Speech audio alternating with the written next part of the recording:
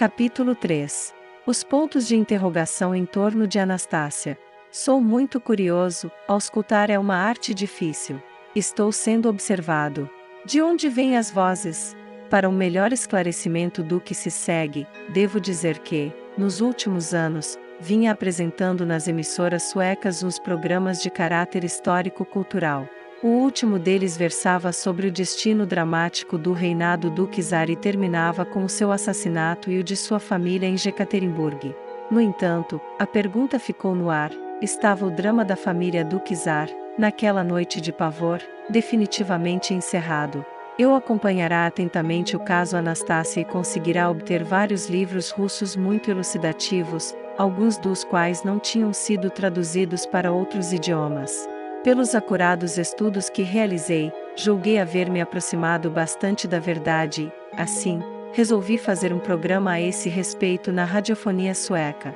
Mas encontrando certa resistência por parte de alguns dirigentes radialistas, desisti da ideia.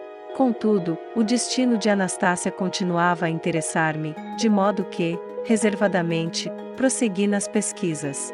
A história da humanidade nos mostra muitos exemplos drásticos em que o incrível foi comprovado com realismo cruel. No caso de Anastácia, a trágica contradição do seu destino parecia fundar-se na sua salvação miraculosa, fazendo-a ressurgir em circunstâncias tão extraordinárias, ocasionando um rosário de intermináveis sofrimentos. As consequências de sua salvação se revelaram tão trágicas e desesperadoras que bem se poderia indagar, se naquela época, a morte não teria sido mais misericordiosa para ela. Minha mesa estava repleta de traduções, planos, notas e livros sobre o tema Anastácia, e eu dedicava a esse assunto quase todo o meu tempo. Somente à noite, costumava ligar o gravador de som, na expectativa de receber outras mensagens daquela fonte misteriosa que transmitirá o canto dos pássaros noturnos da Noruega. Isto também me preocupava. Nada de importante aconteceu até o dia 12 de julho. Não sei exatamente a hora, mas já dominava a escuridão noturna e o clarão da lua crescente penetrava obliquamente pela janela. Naquela ocasião, ainda não possuía fones auriculares, que nos capacitam a ouvir sons quase imperceptíveis. Assim, tinha de confiar na atuação da pequena lâmpada de controle do gravador, que emite uma luz vermelho-alaranjada, anunciando a indução de impulsos eletromagnéticos. O quarto estava escuro e silencioso, induzindo-me a uma leve sonolência. Foi então que ocorreu algo que me despertou completamente. A lâmpada de controle de repente começou a luzir, piscando, lampejando e, de vez em quando, apagando-se totalmente. Algo se aproximava, que deveria fazer-se ouvir na fita magnética, respectivamente, e ser verificável. Tenso e impaciente, permanecia curvado sobre o aparelho.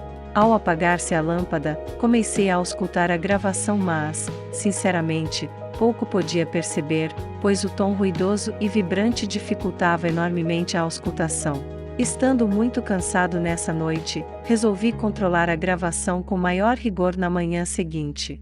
Ao fazê-lo, logo ficou claro que eu ainda não estava suficientemente apto para o árduo trabalho de escuta.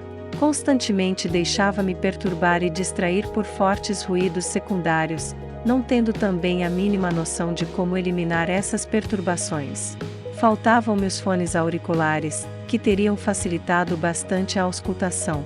Quando, finalmente, depois de algumas horas de escuta concentrada, já me havia acostumado aos ruídos secundários, começou a destacar-se daquele caos ruidoso uma agradável voz de homem.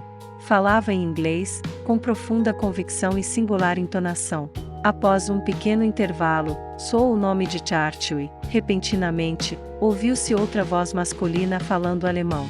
Apesar de não haver qualquer sotaque na pronúncia, a frase não obedecia à ordem gramatical, pois dizia a voz literalmente: Zarengebiet müssen wir noch Frühlings besprechen.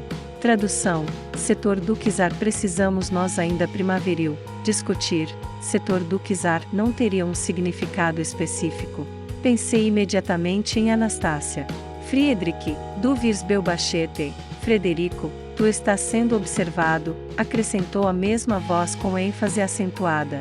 Antes que terminasse a irradiação, soou uma frase, que foi balbuciada com extrema rapidez: Friedrich, Wenn du aus des Tages ins Deutsche übersetzt und deutest, jeden Abenden versuche die Valete zu losen MIT Densif em Dunkel.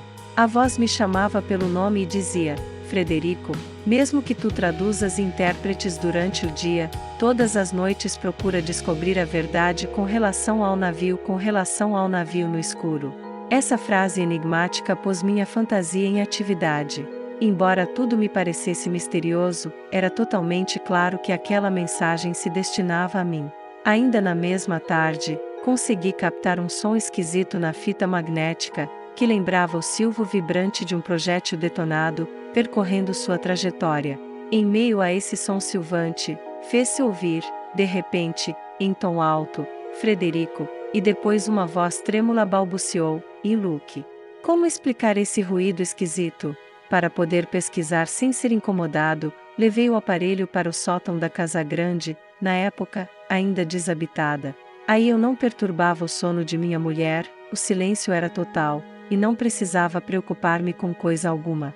Quando a lua crescente surgiu na copa das tiras escuras, pus o microfone na janela entreaberta e liguei o aparelho. Desta vez a lâmpada de controle demorou mais a luzir.